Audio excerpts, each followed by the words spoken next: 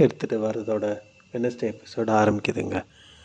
Room கட்ட engineer visit பண்ணதையும் 5 hours ஆகுன்னு சொன்னதையும் சுதா சொல்கிறாங்க.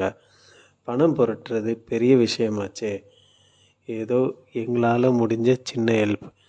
5 lakhs செக் கொடுத்துருக்காரு ஸ்ருதி அப்பா. கடன் எல்லாம் வாங்கி கஷ்டப்பட வேணாம், இதை வச்சு வீடு கட்டுங்கன்னு சொல்கிறாங்க. மனோஜ் ரோகிணி காதை கடிக்கிறார். அப்பா மாதம் மாதம் பணம் கொடுக்க வேணாம் ரோகிணி அப்படின்னு சொல்கிறாரு. ஸ்ருதி, நான் கேட்கவே இல்லையாம்மா, நீங்கள் ஏம்மா எடுத்துன்னு வந்தீங்கன்னு சொல்கிறாங்க.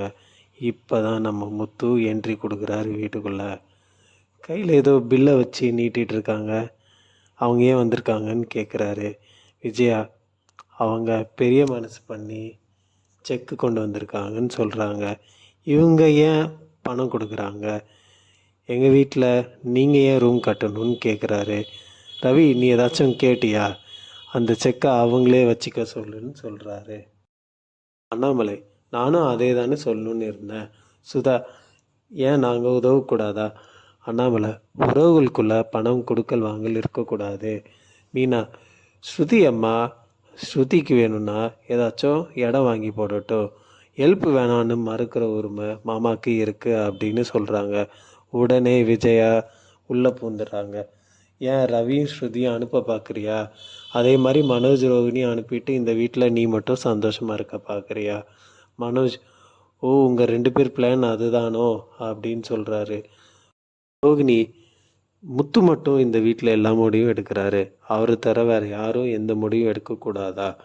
அவர் மட்டும் வீட்டில் தனியாக இருக்கணும்னு நினைக்கிறாரு அப்படின்னு சொல்ல, நீ சரியான சுயநலவாதிடான்னு மனோஜ் முத்துவை பார்த்து கேட்க, முத்து மனோஜை சண்டை போட்டுக்கிறாங்க.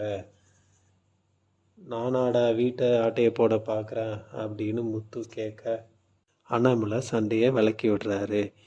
இதுக்கு தான்ப்பா செக்கு தூக்கிட்டு வந்தாங்க அப்படின்னு முத்து சொல்கிறாரு. ஸ்ருதி, நீங்கள் அடிச்சிக்க எங்கள் அம்மாவை பழி சொல்கிறீங்களா? விஜயா, இவனால் எப்பவுமே வீட்டில் சுதா, நான் கிளம்புறேன், யாரும் சண்டை போட்டுக்காதீங்கன்னு சொல்லிட்டு கிளம்பிடுறாங்க. விஜயா, உங்களை கடைக்காரன் ஆக்க பார்க்குறான் அப்படின்னு பழியை தூக்கி போடுறாங்க. இப்போ புகுந்த அண்ணாமலை, நான் செக் வாங்க மாட்டேன், ஆனால் மற்றவங்க முன்னாடி நீங்கள் அடிச்சுக்கிட்டு மானத்தை வாங்காதீங்க, ஒரு ரூம் கட்ட என்னால் முடியலை அப்படின்னு சொல்லி முடிக்கிறாரு. ரவியும் ஸ்ருதியும் அவங்க ரூம்குள்ளே பேசிக்கிறாங்க. ரவி, முத்து சொன்ன விதம் தப்பு, ஆனால் பாயிண்ட் கரெக்டு. எங்கள் அம்மா ஹெல்ப் பண்ண தானே கேட்டாங்க அப்படின்னு ஸ்ருதி சொல்ல, அவங்க எப்பயுமே இப்படி பண்ணுறாங்க, நீ தான் வர வச்ச மாதிரி ஆயிடுச்சு.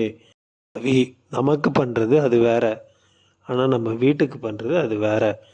ஸ்ருதி, அம்மா குத்தாட்டில் தான் பண்ணுறாங்க, முத்து தான் ஈகோ படித்தவன், அப்போவே வேணாம்னு சொல்லி இருப்பார், முத்து அவசரப்பட்டுட்டான்னு ரவி இதோட முடிக்கிறாரு. முத்து செல்வமை கூட்டிகிட்டு வைன் ஷாப் போகிறாரு. முத்து மனசில் இருக்க எல்லாத்தையும் சொல்லி புலம்புறாரு. இப்போ முத்து குடிச்சிட்டு வீட்டுக்கு வராரு.